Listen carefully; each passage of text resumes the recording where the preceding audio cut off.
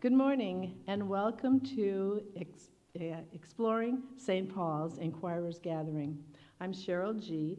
and I'm a member of the Evangelism Ministry. This gathering is designed to introduce you to some of our leaders and ministries here at St. Paul's. In the process, we are hoping it will convince you that St. Paul's is small enough to be a part of, but large enough to have the programs you want to meet your faith needs. I'm just going to begin with a short overview of our history. St. Paul's began in the summer of 1896 as a mission venture for the Evangelical and Reformed Church. St. Paul's first church building was located in central Crystal Lake on Ellsworth Street in 1910. In 1957, the United Church of Christ was formed with the union of the Evangelical and Reformed Church and the Congregational Church. Hence, we became St. Paul's United Church of Christ. Our family grew so large that we outgrew our church building. We bought 7 acres of land on Woodstock Street, and our beautiful church was built and dedicated in June of 1960. An education wing was added, which houses our Guiding Light preschool and our Sunday school's Kids Connect. Other renovations were made throughout the years to make St. Paul's handicap accessible and more functional and attractive. Our vision is Connect, called to serve our neighbors and members' needs by engaging as Christ's people through service and love. We believe our vision captures God's call to love our neighbors as ourselves. Now, the Evangelism Ministry, which I am a member of, shares the good news of the Gospels, encouraging people to be actively involved in the life of Christ. We welcome visitors and new members to St. Paul's and assist them becoming active in our ministries, missions, and programs through our Inquirers Gathering. We support the church family with birthday calls, thinking of you cards to our elderly members, and the annual Wreath of Friendship. And now I'd like to introduce our church council president, Nancy Bellis.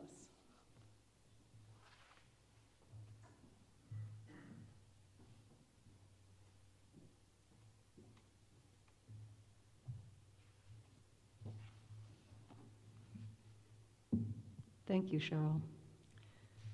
Good morning, everyone. As Cheryl said, my name is Nancy Bellis, and I am St. Paul's Council President. A healthy, well-functioning church, just like a healthy, well-functioning business, needs to be governed by an oversight board. The Church Council is St. Paul's oversight board, and it ensures that the church's business and finances are in order. Article 9 of St. Paul's Constitution addresses the role and responsibilities of the church. They are to be the legal trustees of the church, responsible for overseeing the entire program of the congregation, transact the business of the church, develop and monitor an annual budget with input from the various committees, report to the congregation at regular and semi-annual meetings, and support the church's staff. It's just a few of the examples. Specific examples of some of the business decisions and activities of the Church Council over the last 2 years include determining the timing of and process for safely reopening St. Paul's during the pandemic and monitoring ongoing safety and health protocol. It's been challenging, but here we all are. Funding and hiring a program director, and then, in conjunction with the preschool board, assisting in the recruiting and hiring of a director of the preschool and reopening the preschool after a 3-year hiatus. And finally, reviewing our committee structure and proposing a new structure. So I promised Cheryl that I would keep my remarks brief, so that's just an overview of our church council. If anyone has any questions, you can reach me at the contact info in the beacon. I hope to see more of you here on a regular basis. Thank you.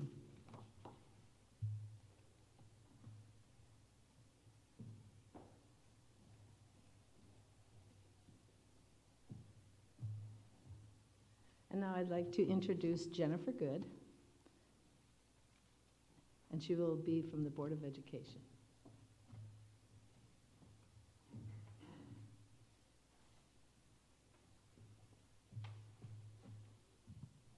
Hello, my name is Jennifer Good. I'm the president of the Board of Christian Education for St. Paul's United Church of Christ. It's a very, very rewarding experience to sit on a board like this because it deals with education of the entire church. And one of the important things that the Board of Education does is oversees the Kids Connect program, which is our Sunday school, like a Sunday school program. We need a superintendent for that. We get involved in recruiting teachers for that. Help providing supplies for the board, the Kids Connect program, and equipment. I'm also a teacher for Kids Connect too, so I really, really enjoy being with the kids. It meets every Sunday except the first Sunday of the month at 10 o'clock in one of our downstairs room in our education wing. If you have any questions about that, you can contact the church office. The Board of Christian Education also oversees Vacation Bible School. Confirmation has a budget, and there's up to 9 directors at any given time. We have up to 9 people. Right now we have 5. The other thing that the Board of Christian Education does is watches the Guiding Light preschool. Our preschool had to close during the pandemic, and it just recently reopened. Our director is Rebecca Lucking, and she teaches in a Montessori style. We're accepting children from 18 months to 6 years of age. Right now we're running 2 classes, a 3-day mixed age class from 3 to 5, 3 times a week, and a 2-day class option, which is for toddlers. Any child over 18 months, up to 3 is in those classes. It's really exciting to watch it reopen again. If you're interested in that, you can contact the church office, who will direct you to the Guiding Light Preschool's website and phone number. The other thing that we do have are small groups. If you're familiar with small groups at all, are Christ-centered connections, which I like to call a CCC. This was devised to help keep on contact with each other during the pandemic. It was birthed during the pandemic. And it's a multiple small groups online still. They're still meeting online. And it's led by a church lay reader. The discussion varies, but it's usually started by the scripture either for this week coming up, this Sunday, or the previous Sunday. And there's also a grief group that we added when we saw members who were losing some family members or losing someone close to them, and we saw that need, and so the Christ-Centered Connections started to fulfill that need for people who are grieving. It's very exciting to be part of the BOCE and part of the Guiding Light Preschool and the Christ-Centered Connections. If you have any questions, contact the church office, and they can forward you to me or Pastor Greg. Pastor Greg is also leading some church Bible studies. One's on Wednesday evening. It's remote, and so I can join in my pajamas if I want to. Or if you can come to church if you can make it on Tuesday morning, which is a little bit of a larger group, and that group is meeting every single week. It does very well, has a large, consistent, steady, faithful group that meets every Tuesday morning. So if you contact the church office for any more information.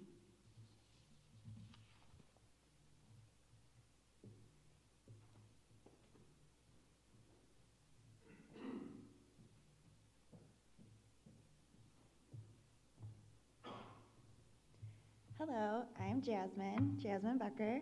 I am the youth director here at St. Paul's United Church of Christ, and I've had the pleasure to be a part of this amazing community where we come together passionately for the community and we serve, and that's just been so rewarding. The best events that I have done so far have been just ended in the summer, Series Fest for the youth, and it was so beautiful to have people from various communities and open to all ages, and it really just made everyone here inspired, as well as the children, and that's really what we hope to do. That's our mission, and it's been so rewarding to see that. And we hope to continue this throughout the years to come. And in ways that we do that is through events here at St. Paul's. There are thoughts to bringing things more to other events when necessary, other places, but majority here, and we connect. It's been really nice to see the youth feel strong and just encouraged to be themselves and just feel at home. And in doing that, we too feel at home with them, and we create our little families. So that's been joyful for us. We're going to have fall series coming up, and so that's obviously fall crafts and activities like that.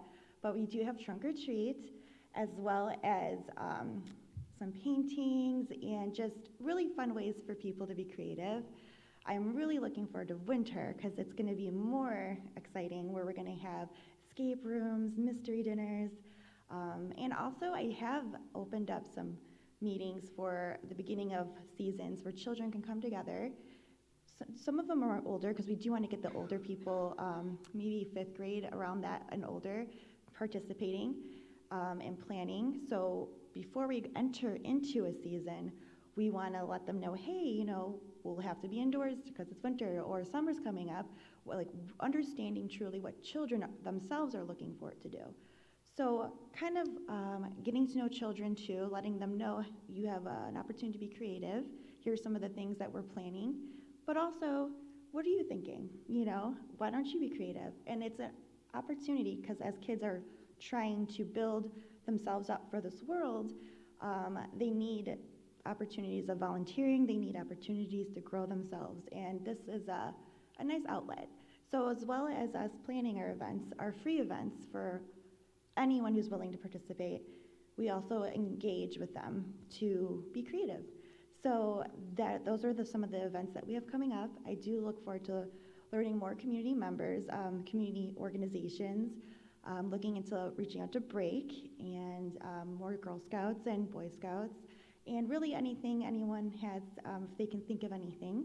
My information can be found in the Beacon as well as the front office.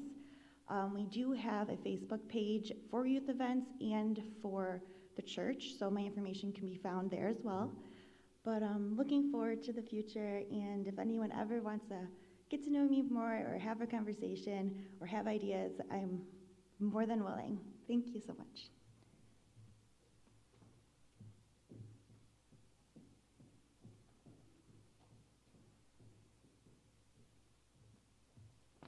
Good morning, my name is Linda Ticknor, and I will be sharing some information on St. Paul's Music Ministry.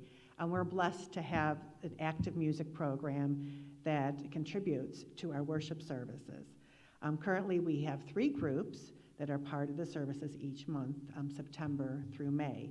We have an adult choir directed by Lon Schmidt, Bells of Praise, which is handbells, that's directed by Christine Sheets, and the St. Paul's Brass, which is directed by George Rook.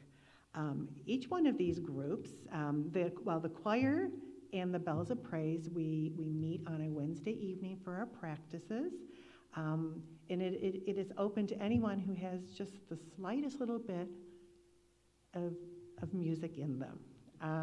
There's no auditions or anything like that. If you'd love to sing, the choir is a wonderful place to come and be part of that group and fellowship.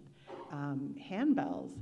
I play in the handbells, but I cannot play piano or read music. I circle my notes, and I know when to play. So it's also a wonderful way to I have a little music in me, and I get to share this way. The brass is a wonderful group of members and non-church member musicians, and I don't know about the fellowship time that they have together during their practice and all, but they sure do bless us in what they bring to our services each month. They also participate in events outside of the church. So if you were interested in any of these programs, music programs, you can contact the church office once again and get met up with the directors. Also, from June through August, when we do not have these groups participating in our service, Our congregation members volunteer to share. And you can sing a song, you can play on the piano, or if you have a family member or that can just share in any way, that is also open. And in the past, we've had junior choirs and some opportunities for the children to participate in music also. So our groups are open for all new members at any time, and we'd love to have you consider joining one of our choirs.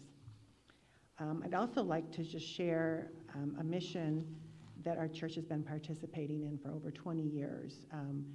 We participate in a Church World Service fundraiser called the Crop Hunger Walk.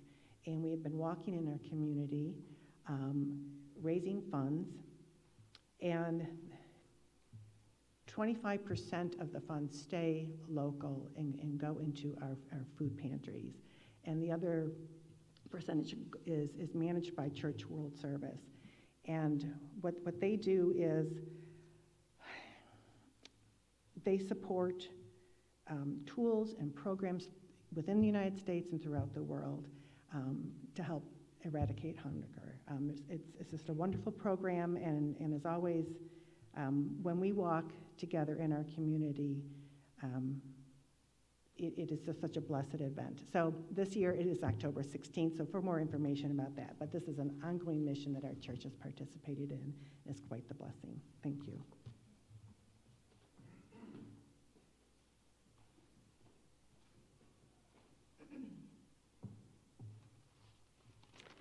Hello, my name is Wendy Manser, and I'm here to talk a little bit about our church life group. As much as St. Paul's has a very strong emphasis on worship, we also love to get together as a congregation and with our community for just some wonderful times of fellowship.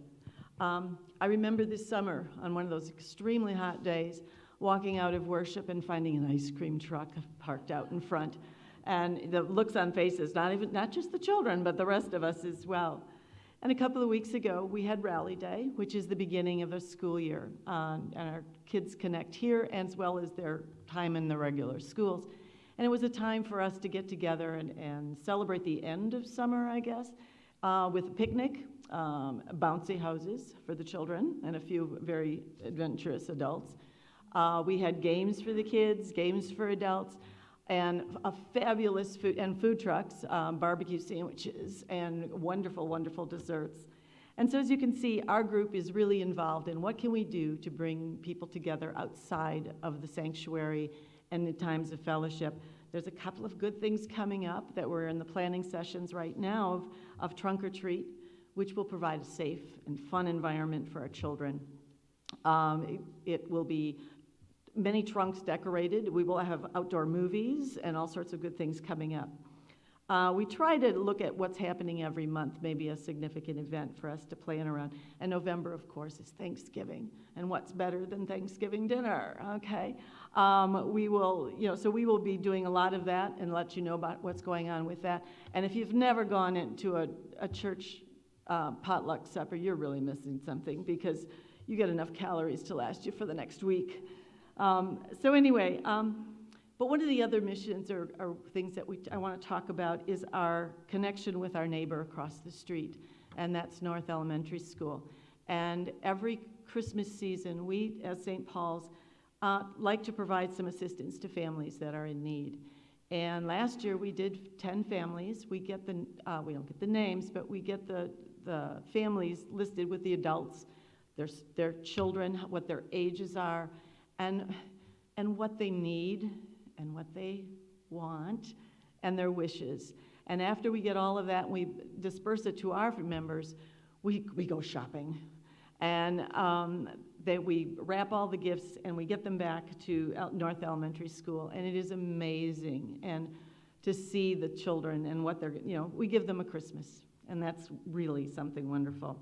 We are always planning something. We are always in need of new ideas. So we're continually looking for new and innovative ways to promote the involvement outside the church as well. So please, please, join us for worship and continued fellowship within the congregation and with our entire community. Thanks.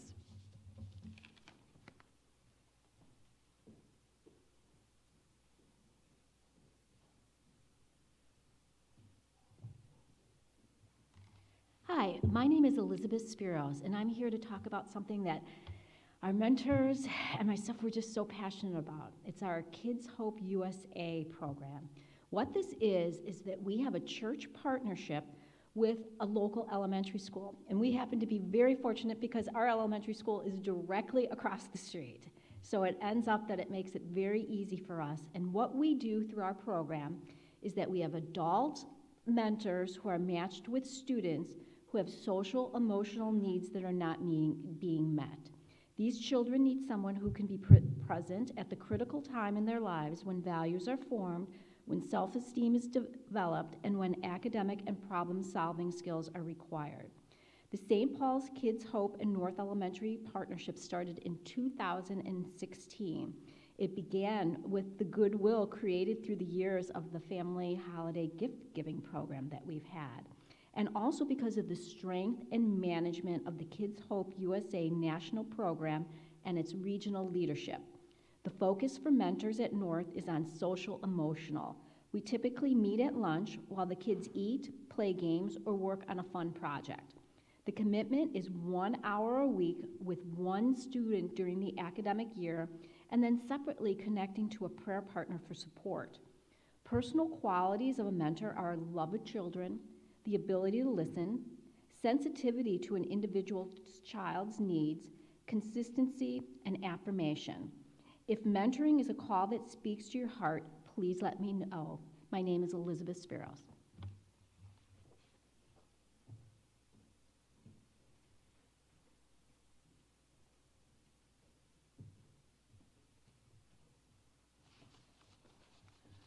I would just like to mention another outreach program in our community. We support the Crystal Lake Food Pantry. St. Paul holds food drives, and we encourage our members to bring in pantry items on the first Sunday of the month. We also assist with the pantry clients once a month with their shopping experience. We also reach out to the international community by sponsoring a child each year through Compassion International. We also encourage members to sponsor additional children. Now, Karen, would you like to come in? Thanks.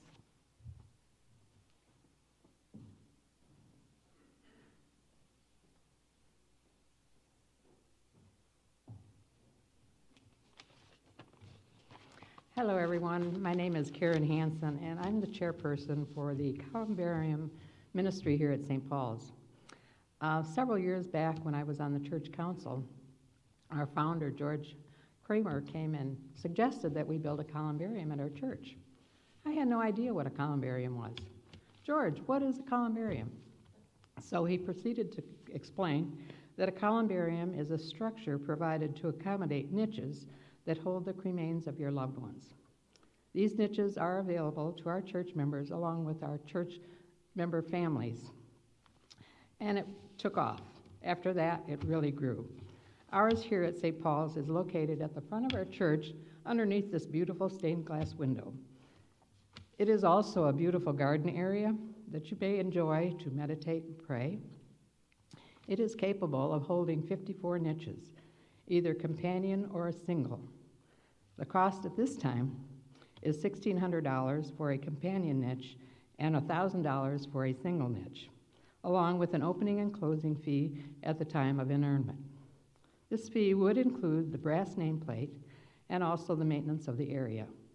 Of course, these prices are subject to change as costs rise, and we all know that could happen. We have this brochure that will give you lots of information.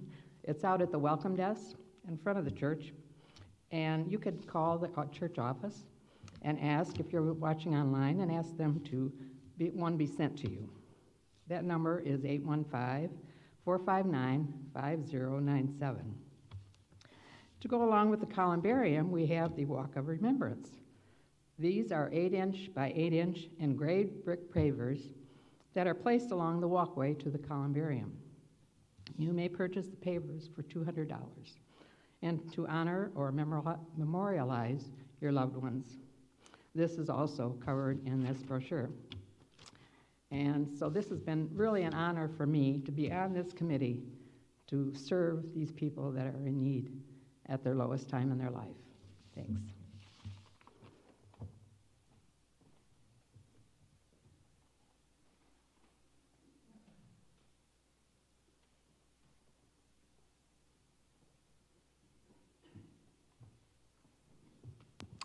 Hello, I'm Greg Lucas. I'm the pastor here at St. Paul's, and I was asked if I would share briefly as a way of concluding our time. And so first, thank you to all of you who presented and those of you who are here in person. I appreciate it very much.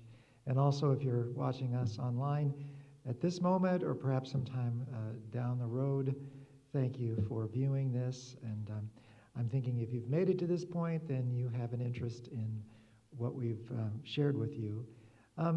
I want to share just a couple of things.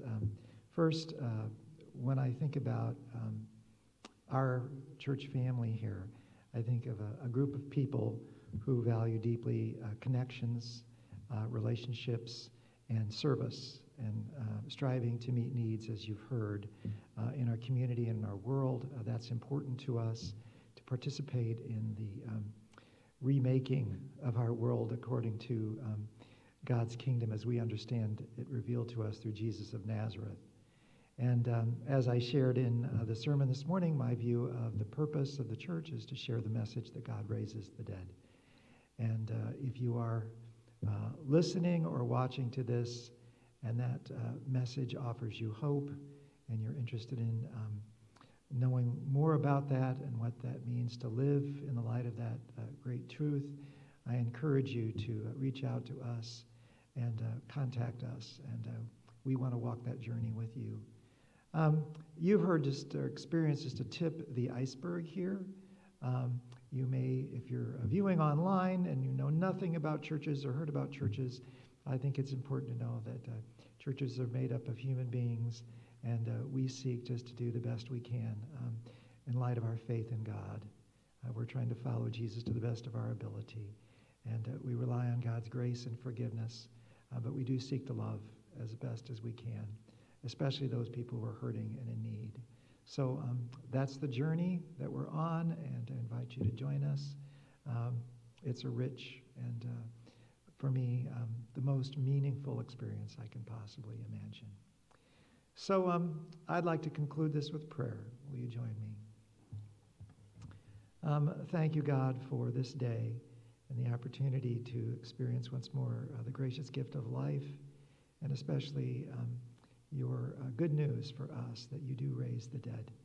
And we ask that you would help us to serve one another to the best of our ability as a means of participating in that salvific work. Thank you, O God, for all communities of faith, all people who are searching and seeking communities of faith, but especially we're grateful for the grace that you've given us here and the opportunities to care for others and for one another. Thank you for these precious gifts. Amen. And again, thank you again for coming, and I wish you God's best.